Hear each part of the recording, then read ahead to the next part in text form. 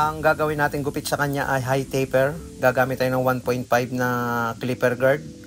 Ang kanyang buhok ay literal na naka-brush up dahil ito ay wavy at malalaki ang hibla. Kaya try natin sa ganun na klase na gupit. Tataasan natin yung pagka-taper niya dahil yun yung nakikita ko na pwedeng gawin sa kanyang buhok.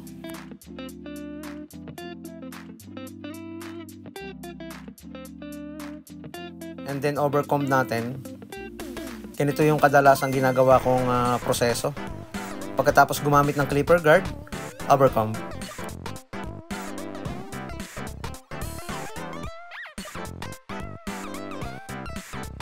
Gagamit ako ng trimmer sa paggawa ng lineup. Dito mag-i-squala lang tayo dyan dahil high taper yan. Wala na siyang pa-carve na lines. Gagawa lang tayo ng guhit dito sa may gilid ng tenga and then ninipisan na natin or tataasan na natin yung pagnipis. Kakabig tayo ng pagnipis papunta rito sa may malapit sa kanyang noo.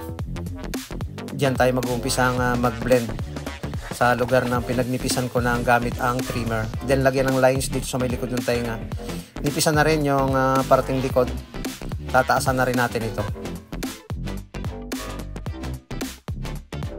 Sa paunti-unting pag-blend, gamit tayo ng 0.5 na clipper guard. Yung kanyang buhok ay nakaangat pero kumukulot ang mga dulo nito. Kaya hindi rin ito madaling i-blend. Pag-control ng kamay ang kailangan natin dito para hindi mapuwersa yung pagkakanipis at maging balanse yung transition.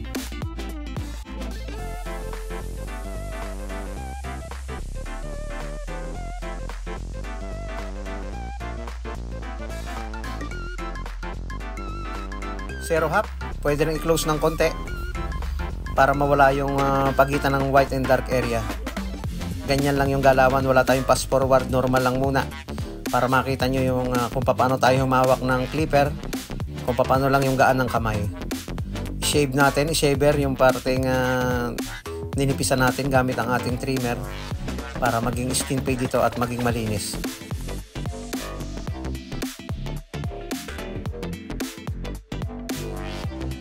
Basahin muna bago ahitan.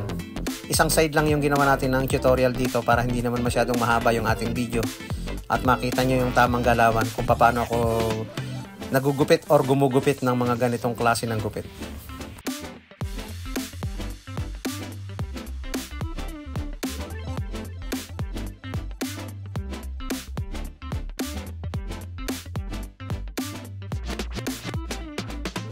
Maraming salamat sa ating mga followers, sa mga silent viewers, sa mga nagla-like, nagsishare ng ating video. Linisin lang natin ng konti yung likod. O yan, okay na. Ito na yung kabuuan ng gupit natin ginawa. High taper sa ganitong klase ng buhok. Okay din at maganda rin siyang tingnan. Importante, nagustuhan din ng ating client.